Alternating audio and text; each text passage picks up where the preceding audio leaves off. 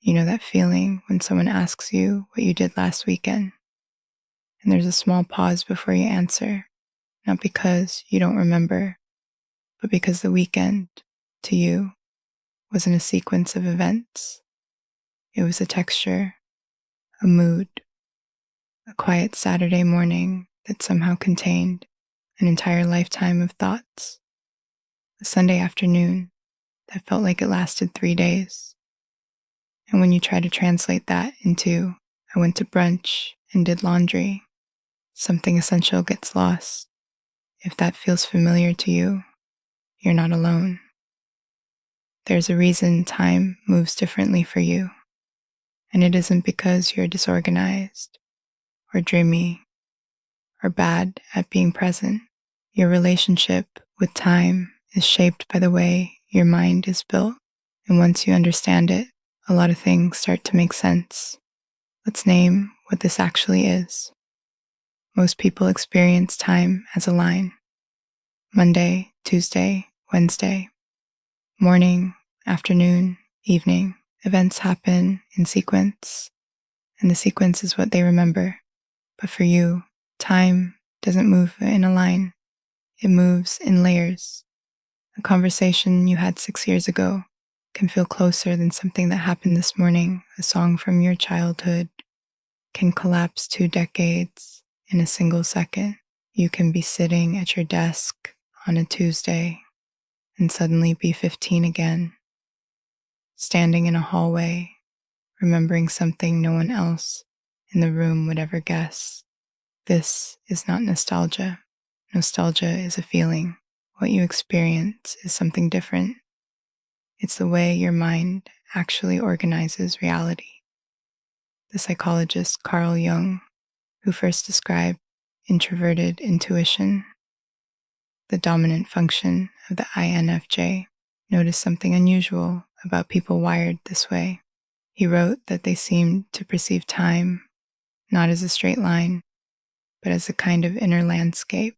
The past, present, and future didn't exist as separate rooms. They existed all at once, connected by threads of meaning. That is your inner world.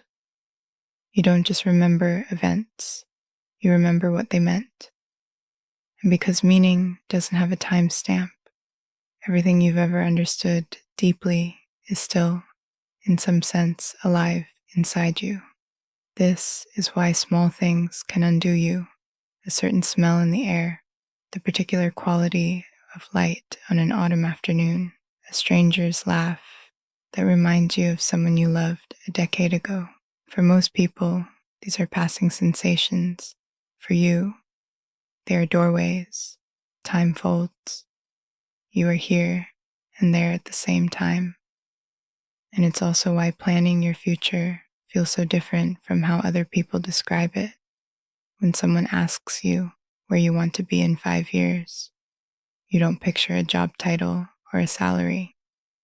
You picture a feeling, a quality of life, a particular kind of morning.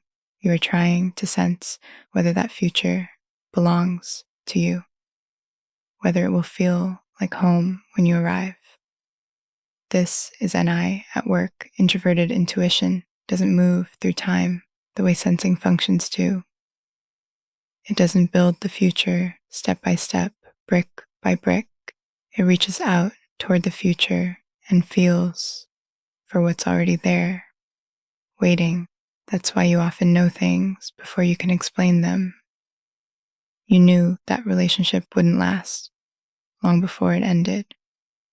You knew that job wasn't right, even when everyone told you it was a great opportunity. You knew that friend was pulling away months before she said a word. You weren't guessing. You were perceiving something in the shape of time that most people can't see. But there's a cost to this, and it's important we name it. When you live with layered time, the present moment can feel strangely thin.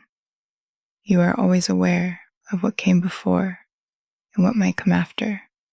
A conversation is never just a conversation. It's a data point in a long, unfolding pattern. A moment of joy is often accompanied by the awareness that this moment will end, that you will look back on it, that it is already becoming a memory even as you live it. This is exhausting, and it is beautiful, and it is yours. The neuroscientist Antonio Damasio, who studies how emotion and reason work together, described something he called somatic markers, the way the body carries emotional signatures from past experiences and uses them, often below conscious awareness, to guide present decisions. For most people, these markers are subtle, background noise.